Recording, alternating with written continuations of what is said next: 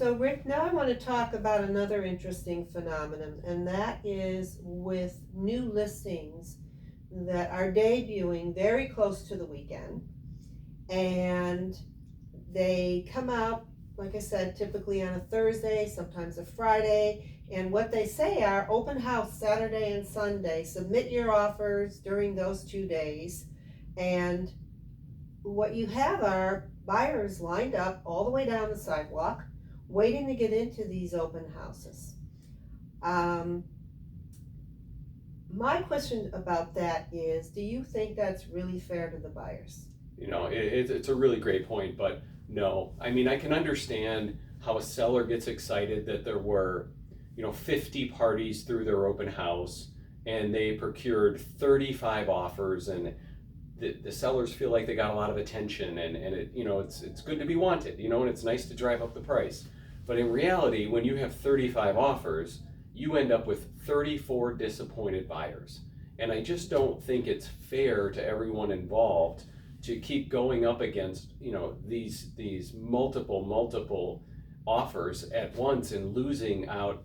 Some buyers are losing out on 10 different properties and 12 different properties, and the kind of emotion that goes along with that just doesn't, it wears people out after a while. So now you actually end up taking buyers out of the market that just don't have the energy for it. So no, I think that you show the home to for smaller periods of time, not to the most amount of people as possible, and just limit a buyer's emotions and exposure to this climate that we're in. So no, I do not like the multiple open houses over 2-day weekends and just collect offer after offer. I really just don't think it's fair to the buyer, and 95% of the time the seller's going to end up with the same highest number they were going to end up with, whether they had 35 offers or 5 offers.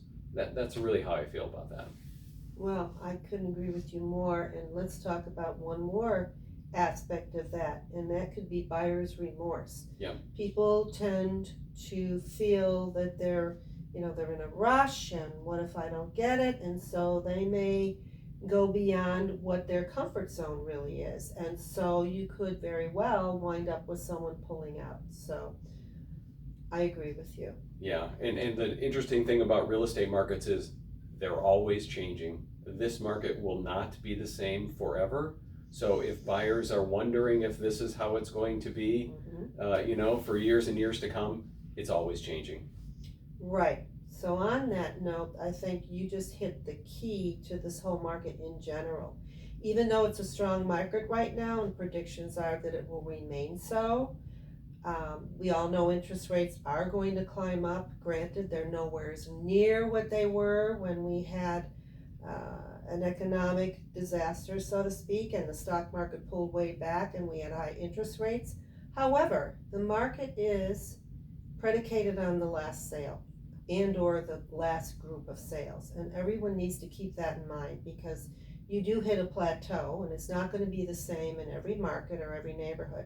But that's why we as agents do our best to keep our sellers informed, and that's the name of the game. So thank you for spending some time so we could just touch on 2 things that are happening right now. Happy to be here and happy to come back anytime. Thank you, Rick.